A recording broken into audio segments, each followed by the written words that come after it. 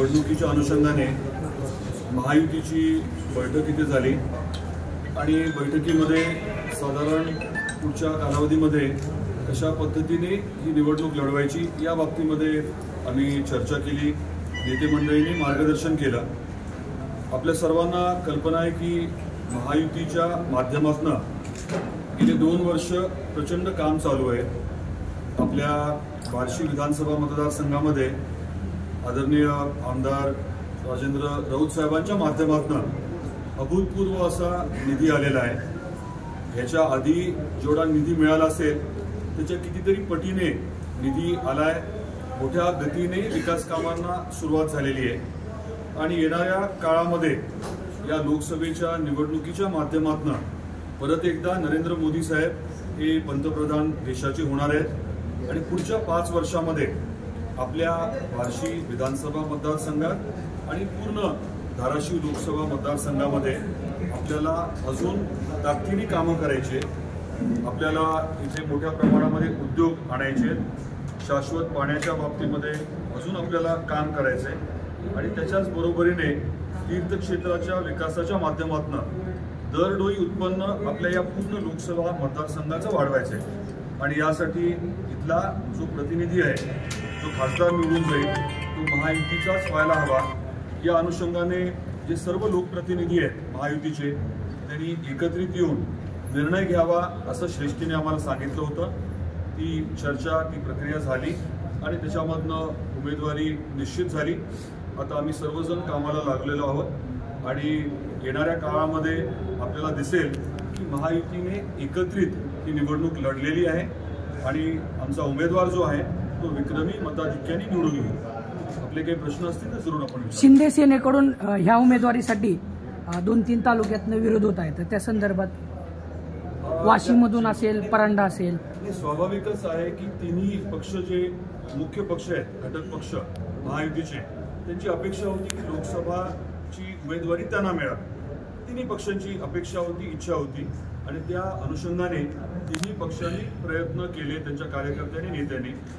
आणि जे ज्येष्ठ नेते आहेत आपल्या राज्यातले म्हणजे आपले मुख्यमंत्री महोदय आणि दोन्ही उपमुख्यमंत्री महोदय त्यांनी एकत्रित येऊन हा घेतलेला निर्णय आहे. निर्णय घेतल्यानंतर कदाचित काही लोकांना त्यांच्या श्रेष्ठींना भेटायचं असेल, त्या अनुषंगाने ती प्रक्रिया चालू असेल. परंतु महायुतीचा उमेदवार जो आहे तो निश्चित झालेला आहे. 1-2 दिवसामध्ये हे जे बाकीचे विषय आहेत ते सगळे निश्चितपणे क्लिअर होतील. उमेदवारी न मिळाल्याबद्दल सामूहिक राजीनामा द्यावा. आम्ही म्हटल्याप्रमाणे 2 दिवस या विषयांना द्या. हे सर्व विषय जे आहेत ते 2-1 दिवसात क्लिअर होतील. आमदार राजेंद्र विकास कामाचा आपला या निवडणुकीमध्ये फायदा होईल. आता याबद्दल मी राजाभाऊंनी जे अप्रतिम काम केलंय नेता म्हणून, या विधानसभेचा नेता म्हणून जे काम केलेलं आहे हे आमच्या सरकारने देखील अनुकरण करावं असं आहे. त्याच्यापेक्षा अजून काय बोलू मी. एवढी शॉर्ट घेऊ नको.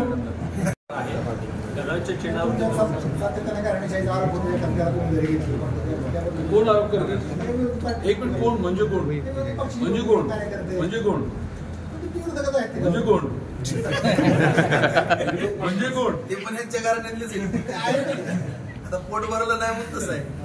नाही, एक गोष्ट आहे की डॉक्टर पद्मसिंह पाटील साहेब आणि त्यांची कुटुंबीय एका वेगळ्या संस्काराने राजकारणामध्ये आहेत.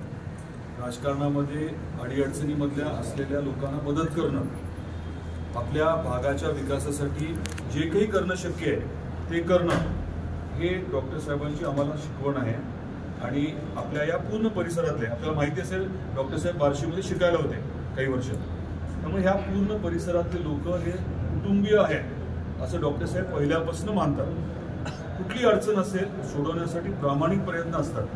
आता आपण हजारो पेशंट्स, म्हणजे कुठलाही पैसे न घेता हजारो पेशंट्स जे आहेत ते व्यवस्थित करू शकलो. लाखो पेशंट्सचे रोगनिदान शिबिर झाले. कुठे आपण असं ॲडव्हर्टायझिंग केलं का?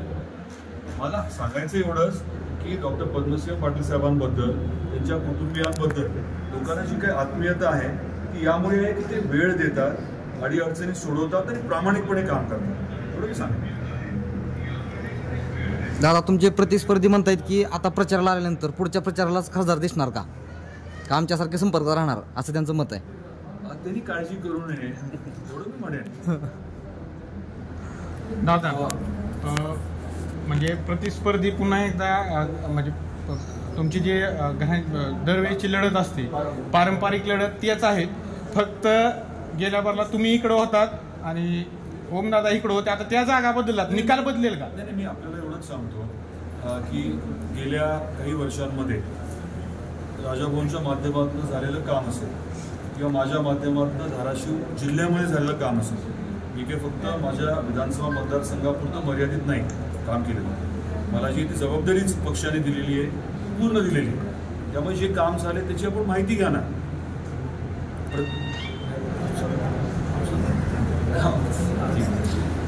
म्हणजे मला सांगायचं होतं, आपण आता बार्शीमध्ये मी इथलं बोलतोय आणि मी धाराशिवचं आहे म्हणून मी धाराशिवचं बोलतोय.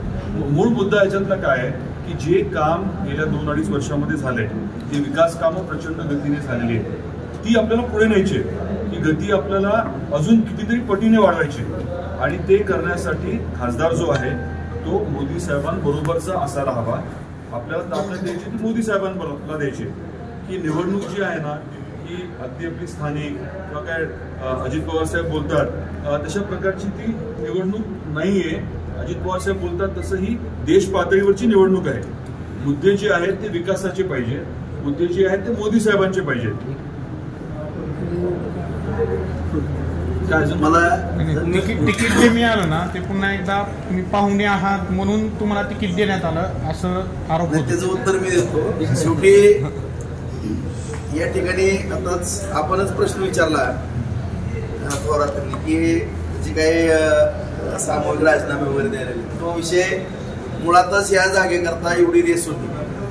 जवळपास 22 ते 25 उमेदवार इच्छुक होते आणि शेवटी पक्षश्रेष्ठीने आदरणीय दादांनी सांगितल्याप्रमाणे पक्षश्रेष्ठीने सांगितलं की जे लोकप्रतिनिधी आहेत तिथले, आता उदाहरणार्थ आम्ही जे लोकप्रतिनिधी आहेत, मी असेल, अभिमन्यू पवार असतील, त्याचबरोबर चौगुले साहेब असतील, नानादादा असतील, बसवराज पाटील असतील किंवा तानाजी सावंत पण असतील, या सगळ्यांबरोबर आमची चर्चा. आता ह्याच्यामध्ये सगळ्यांचं 100% मत येईल असा भाग नाही, परंतु 99% सगळ्या लोकप्रतिनिधींचे एकाच नावावरती, एका नावाभोवती शिफारस केलं होतं. त्या म्हणजे अर्चनाताई राणा जगजितसिंग पाटील. आणि आपण जे म्हणताय घराणेशाही वगैरे, तर काही लढती ठरलेल्या आहेत, आपल्याला पण माहित आहे आणि तुम्हाला सुद्धा मजा येणार नाहीत अशा लढती जर नाही झाल्या तर. जनतेला पण येणार नाही, पत्रकाराला पण येणार नाही. त्याच्यामुळं घराणेशाही वगैरे काही नाहीये. आणि ही जी उमेदवारी होती ती 22-25 जण उमेदवारी मागत होती. आपल्याला सगळ्यांना माहिती आहे, प्रत्येक जण फिरत होता, कोण कोण वेगळ्या पद्धतीने तर मला उमेदवारी मिळावं म्हणून. परंतु जे सक्षम आहेत, ज्यांनी आज दादांना जरी स्वतःच काही सांगता कमी येत असेल तरी मी सांगतो, कारण ते त्यांच्या तोंडनं सांगणं त्यांना योग्य वाटत असेल, म्हणून आम्ही सांगतो की महाराष्ट्राच्या राजकारणामध्ये सुद्धा ज्यावेळेस आदरणीय पवार साहेबांनी राजकारणामध्ये पुढाकार घेतला, त्यांची पाठराखण करण्याचं काम डॉक्टर पद्मसिंह पाटील साहेबांनी केलेलं आहे. आणि महाराष्ट्राच्या राजकारणामध्ये प्रमुख भूमिका आज डॉक्टर पद्मसिंह पाटील यांच्या घराण्याची असायची आणि त्यांचा वारसा असला. आणि कायमस्वरूपी राजकारणामध्ये पूर्ण जिल्हा राज्यभर कार्यरत असलेलं घराणं आहे. त्याच्यामुळे शेवटी ही जी निवडणूक आहे या निवडणुकीला उमेदवार शेवटी सगळ्यांची शिफारस कुठे येणार आहे, ज्यांच्याकडनं काम होतंय किंवा ज्यांच्याकडनं सातत्यानं लोकांच्या गरजा. आता शेवटी निवडणूक लढवायची कशासाठी लढवायची, आमदार व्हायचं कशासाठी व्हायचं, खासदार व्हायचं कशासाठी, आम जनतेचे प्रश्न सोडवणं ही प्राथमिकता असली पाहिजे. परंतु आता जे आपण मुद्दा उपस्थित केला की आता या ठिकाणी मी आवाहन करतो प्रतिस्पर्ध्याला, कारण तुम्हाला पण माहित आहे की माझं एवढं जानी दुश्मनी जरी असली तरी मी नाव घेत नाही माझ्या विरोधात, परंतु जी काम करण्याची पद्धत आहे आज माननीय नरेंद्र मोदी साहेबांच्या माध्यमातून, एकनाथ शिंदे साहेब, फडणवीस साहेब, अजितदादा यांच्या माध्यमातून संपूर्ण धाराशिव मतदारसंघ, उस्मानाबाद मतदारसंघ, बार्शी असेल किंवा दादांचा संपूर्ण जिल्हा असेल, औसा असेल, एवढा निधी आमच्या स्वप्नात पण कधी आला नाही. काम बघून तुम्हाला पण मी पत्रकारांना विनंती करतो की जी बोलवच्चन आता चाललेलं किती निधी आणला तुम्ही पण विचारा ना. शेवटी निधीची तुलना करा. आणि आज अर्चनाताई जे उमेदवार आहेत, तुम्ही जे म्हणता घराण्याचे आहेत, त्यांचं काम जिल्हा परिषदेचे उपाध्यक्ष म्हणून बघा. आज मी जवळपास नितीनजी सांगितलं 400 ते 450 फोन केले, दादांना पण माहित नसेल. आणि सगळीकडे ज्यावेळेस फोन करत होतो ना, सगळ्यात जास्त काम दादा ज्यावेळेस कुठं मुंबईला वगैरे इतर कामाला दिल्लीला गेल्यानंतर सगळी धुरा कार्यकर्त्यांची किंवा महिलाची आणि पुरुषांची सुद्धा सगळी धुरा ताई सांभाळतात आणि एवढं मोठं काम त्या भागामध्ये आहे. त्याच्यामुळं त्यांची मेरिटवरती उमेदवारी काढली. आणि तुम्ही पण बघा, आज थोडं बार्शीला जरी दादा किंवा डॉक्टर साहेब परिचित आहेत, ताई इकडे जरी थोडं परिचयामध्ये थोडं हे असेल तर आम्ही त्यांचे सख्खे म्हणून आम्ही जे काम केलेलं आहे त्या कामाने भविष्य काळामध्ये जी अपेक्षा आहेत खासदार म्हणून, काय खासदारची कामं काय असते, आता दादानी सांगितलं काय काम असतील खासदारची, एसटी जागा द्यायचं काम आहे का? आज या ठिकाणी नवीन उद्योग आणणं, नवीन योजना आणलं. आणि जर तुम्ही बार्शी तालुक्यातला जर आकडा काढला तर मला फक्त 2 कोटीच्या पुढे आकडा जर दिसला कुठं तर सांगा. ती पण पत्र शेवटला दिले, ती काम होईल का नाही, वर्क ऑर्डर मिळेल का नाही ह्याची शाश्वती नाही, फक्त पत्र दिले. आणि मग असं जर कुणी खोटं बोलून काय करत असेल तर दुर्दैवाचा भाग आहे. माझी खास करून लोकशाहीचा 4था आधारस्तंभ म्हणून तुमच्याकडनं अपेक्षा आहे. आता मी बोलतो की तुम्ही पण विचारा की नेमकं काम राणादादांचं काम कसं आहे, अर्चनाताईंचं काम कसं आहे आणि माननीय मोदी साहेबांच्या माध्यमातून झालेलं काम कसं आहे. शेवटी मोदी साहेबांच्याच नावावर मतं मागितली, मी मोदी साहेबांमुळे निवडून आलो म्हणायचं आणि परत मोदी साहेबांनी माझ्या विरोधात उभं राहा म्हणायचं, ही कृतज्ञताच आहे. त्याला काही माणसं म्हणत नाहीत. त्याच्यामुळं ज्यांनी त्यांनी आपापल्या पद्धतीने राहावं. आणि माझी या ठिकाणी पत्रकार बांधवाला सुद्धा विनंती आहे की जी काम करणारी माणसं आहेत त्या कामाची सगळ्यांनी दखल घ्यावी आणि जी करत नाहीत हे सुद्धा पत्रकारांनी जागृतीचं काम तुम्ही पण करावं अशी मी विनंती. 3ऱ्या टप्प्यातलं आपलं 7 मेचं मतदान आहे. 18 तारखेला आहे सेंटिटिव्हली आणि 18-19 आहे, काही मध्ये सुट्ट्या येत म्हणून. मला एक गोष्ट आपल्या निदर्शनास आणायची आहे की जेव्हा उमेदवारी डिक्लेअर झाली तेव्हा आपल्यालाही ती कल्पना असेल की आदरणीय राजाभाऊ तर होतेच, परंतु राष्ट्रवादीचे 2 आमदार तिथं असायलाच हवे होते, शिवसेनेचे देखील आमदार होते, BJPचे देखील आमदार होते आणि सगळ्यांनी मिळून ह्या डिक्लेरेशनच्या वेळेस उपस्थिती जी आहे ती आवर्जून ठेवली होती. हे देखील आपण लोकांपर्यंत कसं पोहोचू शकता जरूर आपण पोहोचवावं. काही लोकांच्या ते लक्षात आलेलं नव्हतं म्हणून मी मांडलं.